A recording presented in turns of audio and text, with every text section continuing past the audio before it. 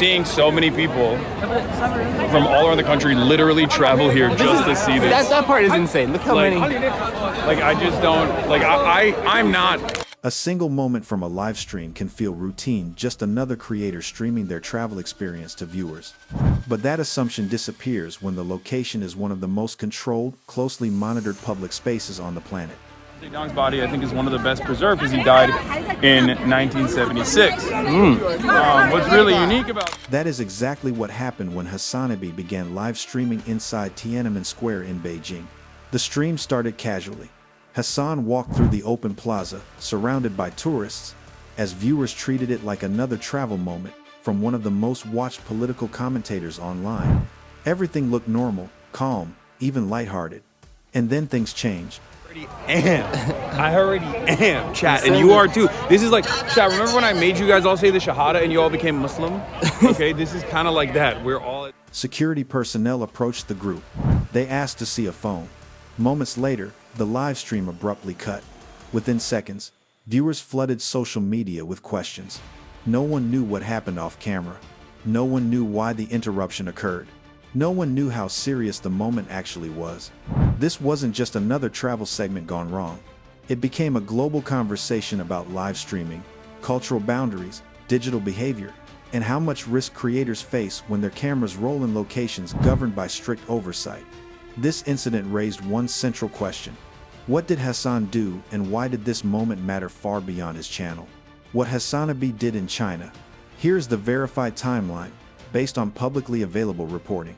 HasanAbi traveled to Beijing with a small group of creators.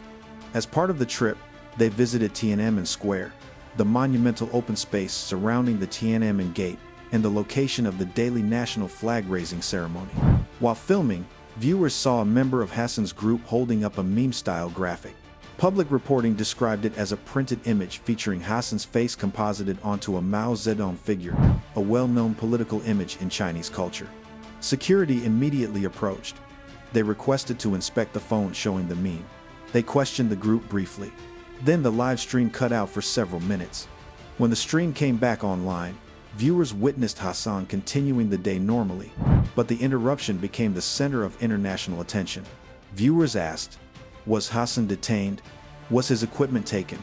Did something happen off camera? At the time, no reports indicated an arrest or formal detainment. No statements from authorities were published. No citations or penalties were reported. But the moment, particularly the timing of the security approach and the subsequent blackout, drove global attention because Tiananmen Square is not just any tourist space. It is one of the most historically sensitive and politically symbolic locations in China. Security presence is high. Filming protocols are strict. Symbolic imagery is closely monitored. When public symbols intersect with live stream entertainment, reactions can happen instantly.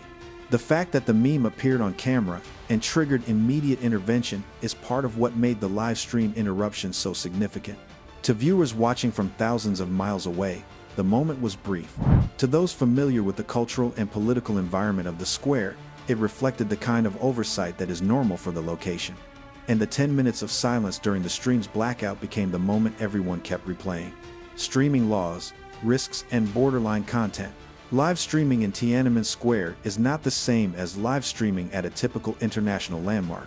The square is monitored by visible security officers, plainclothes personnel, surveillance systems, and established protocols. It is a site where symbolism matters more than entertainment. Public filming is allowed, but in controlled ways. Live streaming introduces complications because the footage is unedited, instantaneous, and broadcast globally in real time. Here's what is publicly known about filming expectations in the area. Foreign journalists require specific approvals to film certain parts of the square. Security officers are authorized to intervene when they see content that could be misunderstood. Symbols or imagery involving national leaders can trigger instant oversight if taken out of context. Live streamers are not governed by the same rules as journalists, but they are not exempt from scrutiny. Unplanned or informal content may be reviewed by officers to ensure accuracy and avoid misinterpretation. From a content creation standpoint, live streaming introduces challenges that vlogging does not. Vloggers can review footage, edit responsibly, remove unclear moments, or adjust context. Live streamers cannot. The camera transmits instantly, leaving no room for interpretation or adjustment. This means live streaming in sensitive locations comes with higher stakes. It's not about intent, it's about visibility. When Hasan's group displayed the meme intended playfully or not, it collided with a cultural environment where political imagery carries significant historical meaning. Security responding in real time does not require a violation. It requires only a potential misunderstanding. This tension between spontaneous live stream culture and structured public spaces is the core of what made this moment so impactful. Nothing publicly indicates wrongdoing. Nothing publicly indicates punishment. But the collision of live stream spontaneity and carefully managed cultural spaces is what sparked the international conversation. Fan and brand reactions. The community reaction split into multiple viewpoints almost instantly. Group 1. This was overblown. Some fans argued that security interventions in Tiananmen Square are common and routine. They pointed out that Hasan resumed streaming shortly afterward, suggesting the incident was brief and relatively minor. Group 2. This highlights real risks. Others said the moment showed how unpredictable live streaming abroad can be. They emphasized that creators filming internationally, especially in controlled environments, face challenges tourists may not notice. For these viewers, the blackout wasn't just technical. It was a reminder that live streamers are global broadcasters, not private travelers. Group 3. This shows how cultural misunderstandings happen. Some viewers felt the meme element demonstrated how quickly humor in one country can be interpreted differently in another. Symbols can carry weight far beyond their original intention. Group 4. Critics and caution observers. Certain voices questioned whether Hasan's group underestimated how sensitive the location was. Others defended the creators, saying that travel content often relies on reacting to the moment, not scripted behavior.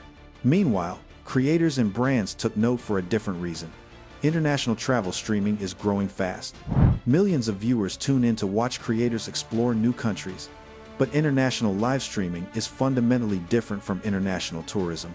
A traveler can make a mistake quietly. A live streamer broadcasts that mistake globally in real time.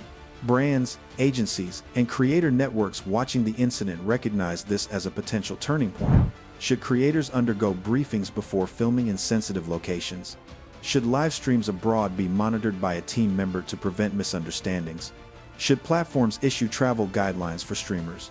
No one is forcing creators to change how they stream. But moments like this place the conversation on the table loudly. Because the risk is not only legal or political, it's reputational. One unintentional moment can follow a creator for years, and that possibility is enough to make travel-oriented creators re-examine how they plan content in regions with unique expectations. Global creator culture. Why this story matters.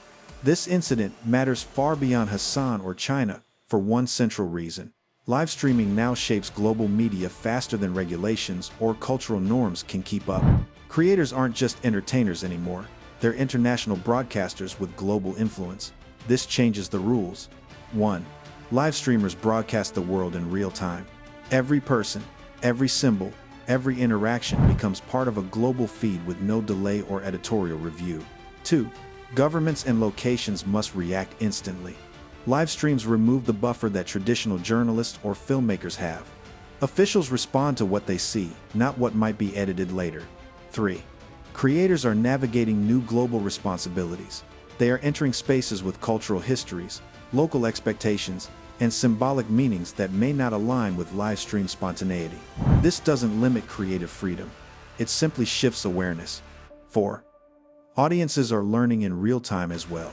Viewers watching Hasan's stream saw a moment unfold that tourists rarely notice, a small interaction revealing the structure around sensitive spaces. This is part of why the clip became viral. It wasn't dramatic. It was a snapshot of how two global systems collide. The creator economy and controlled public spaces. Even without penalties, the moment sparked lasting conversation about how creators film abroad, what boundaries exist, and how cultural differences shape digital perception. It forced audiences, creators, and agencies to think more deeply about the rules of travel-based content in environments with high symbolic meaning. What's next for HasanAbi? After the incident, Hasan resumed his stream and continued his content normally. He questioned the intensity of online reactions and noted that nothing serious occurred. Publicly available reports confirm no arrest, no formal detainment, no penalties, no statements from authorities. So, the question becomes, what happens now? 1. Will Hasan change how he streams abroad? Creators often adapt after experiences like this, not to avoid filming, but to approach certain locations with more awareness. 2. Will other creators adjust their travel setups? Some streamers are already discussing hiring local guides, translators, or cultural advisors when filming in sensitive environments. 3. Will platforms update guidelines? As global travel streams grow, major platforms may eventually issue best practice recommendations. 4. Will audiences interpret future incidents more cautiously? This moment showed how quickly misunderstanding can become the main storyline. But the biggest twist is this. The most dramatic part of the incident wasn't what viewers saw. It was the 10 minutes where they saw nothing. That silence, the blackout, created the suspense that continues today. It made audiences realize how quickly a live stream can shift from entertainment to uncertainty. And that feeling is what keeps viewers discussing this moment long after the stream ended. The implications extend beyond a single clip. They touch every creator who films abroad, every platform that hosts live streaming content, and every audience member watching the world unfold through a creator's lens. Hasan's China livestream wasn't just content, it was a blueprint one. The entire creator economy is now studying carefully. Moments like this show how fast a simple stream can turn into something bigger. What do you think really happened? Share your thoughts below, and make sure to subscribe to Glamour Wire TV for more stories like this.